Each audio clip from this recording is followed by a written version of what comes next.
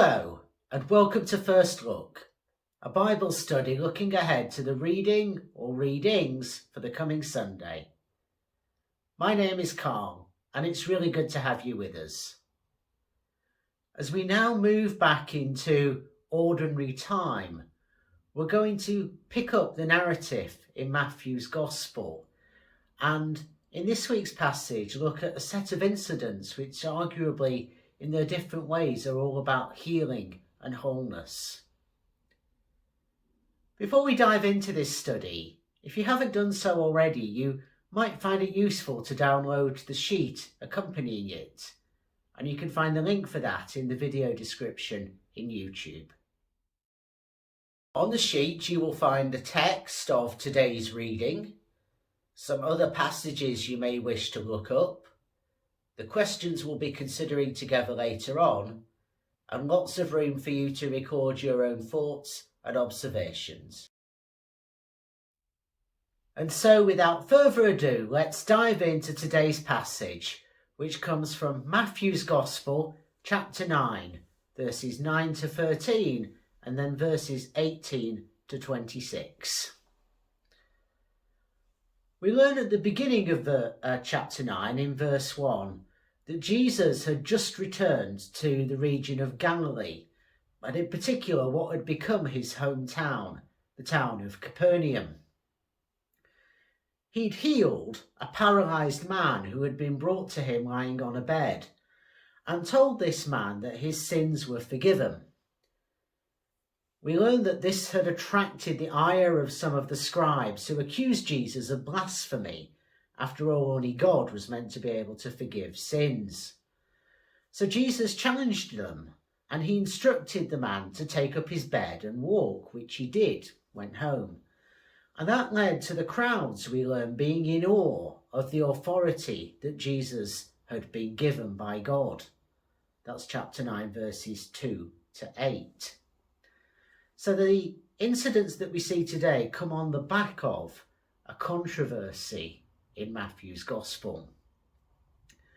Now we have quite a wide range of figures in today's reading, reflecting the fact that essentially we've got three different incidents going on. So we have Jesus, obviously, in the Galilean phase of his ministry, and calling people to follow him and going out and healing others in the company of his disciples, including but not limited to the 12. We've got the figure of Matthew, a tax collector who was working when he was seen by Jesus and called to follow him. We've got other tax collectors and sinners. Tax collectors were seen as collaborators with the Roman authorities, and sinners were essentially those who weren't able or chose not to comply with the law of Moses and the layers of oral law that had been piled on top of that. So they were outcasts. They were people one generally would not associate with. But we're told that Jesus was hanging around and eating with them. And I'll say a bit more about the importance of that later on. We've also got in this passage some Pharisees. Now the Judaism of Jesus' day was lively and diverse, and the Pharisees were members of one of the major subgroups of that Judaism. And they placed particular emphasis on holiness and on following the law of Moses and these layers of oral law. And that brought them, frequently we learn in Matthew's Gospel, into conflict with Jesus. As we read on, we encounter a synagogue leader who would have been a respected community leader, and we're told that his daughter had died, and so he sought out Jesus, presumably as his last hope. We've also got a woman who isn't named, as the synagogue leader isn't named either here, who we're told had been suffering with hemorrhaging for 12 long years. And she had, perhaps slightly more discreetly, sought out Jesus, also in the hope of healing. And finally, we've got some professional mourners who are at the house of the synagogue leader and wailing and crying in the presence of his daughter. And that meant that the funeral rites had already got underway for her. And it was the tradition in that culture that people, professional mourners, would come and weep and wail. It was part of how death was dealt with in a very public way that perhaps is somewhat alien to us nowadays, where death is quite privatised. Now, all of this is being documented in Matthew's Gospel, which was the second of the canonical Gospels to be written, likely around 75 to 80 of the Common Era. It therefore comes after the earliest Gospel to be written, Mark's Gospel, but before the Gospel of Luke. And Matthew and Luke are believed to have a common source, has some source material, sometimes called Q, as well as having Mark's Gospel as a source to draw upon. And that influences some of the aspects of the text. So we've got accounts of, I would say, Jesus healing in various different ways, both physically and socially as well. Now, it's useful to keep in mind some other passages at this point. If we look, for example, in Mark's Gospel, in chapter 2, verses 14 to 17, what is documented there is the calling of Levi, the tax collector, not Matthew, the tax collector. Though interestingly, chapter 3, verse 18 of Mark's Gospel does refer to Matthew among the list of Jesus' disciples. If we look at Luke's Gospel at chapter 5, verses 27 to 32, we find a later account of the calling of Levi.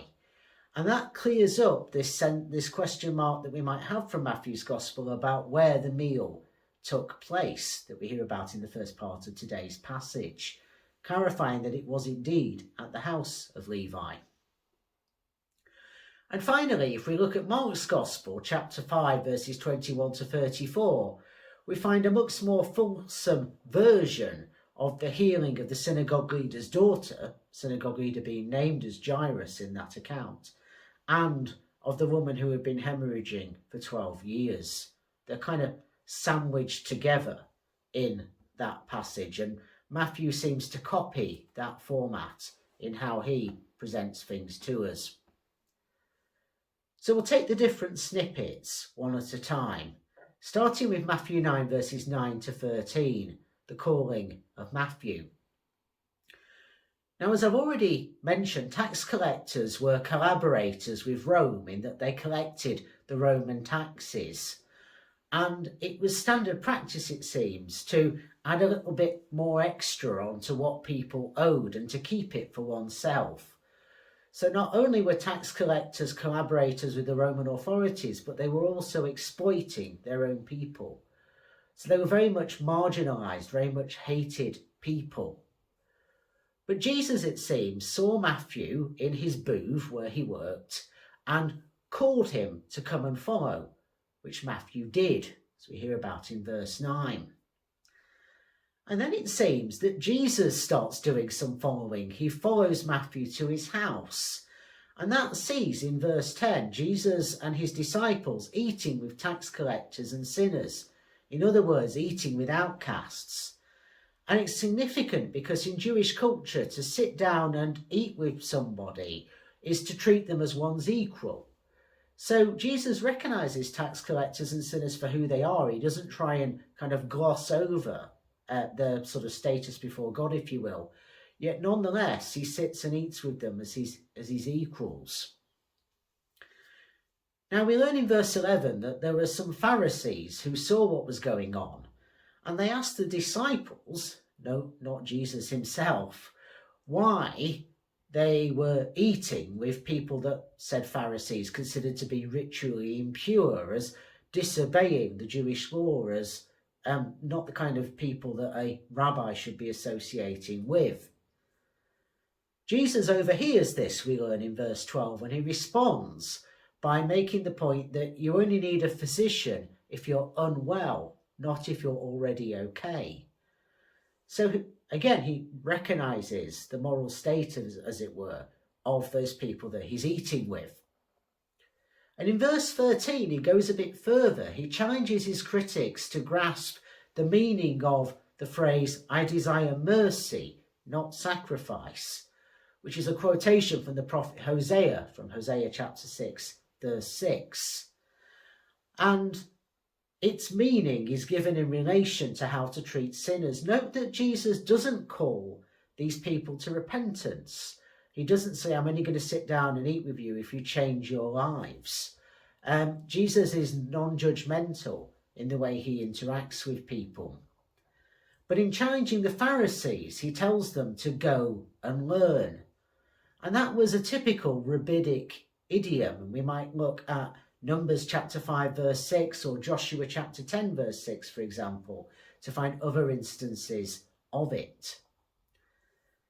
So I see this as a kind of social healing, as it were, primarily of Matthew, who was treated as an outcast by most people but was brought into the fold, but also a healing of all those people who ate with Jesus and were treated as equals by him, treated with respect and dignity. So that's the first part of today's reading. It's interesting that there is a chunk missing, as it were, from what the lectionary presents us with. When I was training to be a lay preacher back in the day, I was told that if the lectionary misses something out, it's worth going and having a look at it. And in verses 14 to 17, Jesus has been talking about fasting and about wineskins. We now move on to a set of two physical healings that draw very heavily, as I say, on Mark chapter 5, verses 21 to 34. But Matthew's use of these events changes the wider context. As I say, it's been immediately preceded by this talk about wineskins and fasting.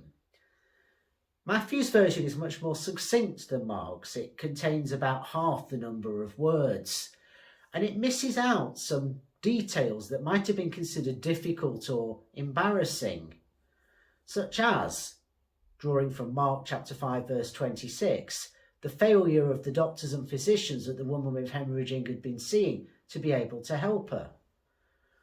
We also don't hear what we find in Mark chapter 5 verses 29 to 32 about the disrespectful response of the disciples when Jesus wasn't sure who touched him. And we also don't hear the unhelpful response of the professional mourners following the death of Jairus' daughter that we find in Mark chapter 5 verse 35. Now the synagogue leader, as Matthew presents him to us, is unnamed, and that's typical of the healings that we see described throughout Matthew's gospel. Matthew is less keen than many of the other gospel writers to name particular individuals. But we can see the connection back to Mark's gospel. And when people's names were used, very often it suggests they were known in the life of the early church.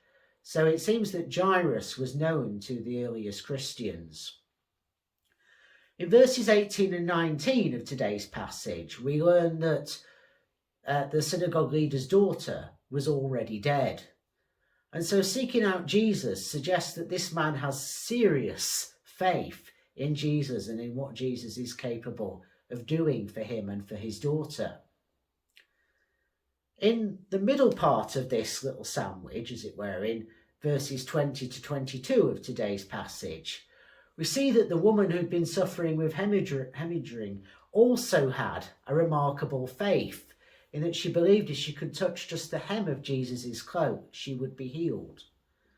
Now, there was a tradition that if you touched the hem of the cloak of a holy man, that had healing powers, and the hem of the cloak was made in a particular way in line with the commandments given to Moses. But note, it isn't actually the touching of Jesus' cloak that makes the difference. It's the words that he speaks to the woman.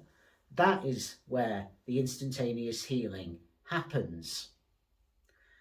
The second healing that we see documented in verses 23 to 25 of the synagogue leader's daughter follows the pattern in Mark's gospel fairly closely, with the funeral act underway. But the ending is different. In Mark's gospel, we have this notion of the messianic secret that runs throughout it, where people are told that they need to keep quiet, that Jesus is the Messiah, until his hour had come. But we do see no such thing in verse 26 of today's reading from Matthew, where people go out and spread the word about Jesus and his fame spreads. There's no sense of him asking for silence. And we note the euphemism about being asleep that Matthew carries over from Mark. It was a way of saying that somebody was actually dead without saying it. But some of the people there who laughed at Jesus mistook what he was saying for being literally true rather than using a figure of speech. So we've got this set of 3 healings that the lectionary brings together by missing out the stuff about fasting and wineskins. We've got the social healing of Matthew the tax collector and various of his associates, and the physical healing of 2 female characters, the synagogue leader's daughter and the woman who'd been hemorrhaging for 12 years. So there's different senses of setting free. And across these accounts, it's important to note that the Greek that's used for heal, more often than not, can also be translated equally well as saved. And so it reminds us that salvation in a physical sense and a spiritual sense come together, very much so, in the teaching of Jesus. So there's a broader picture at work here about being restored to fullness of life. With that in mind, we now turn to our questions for this week.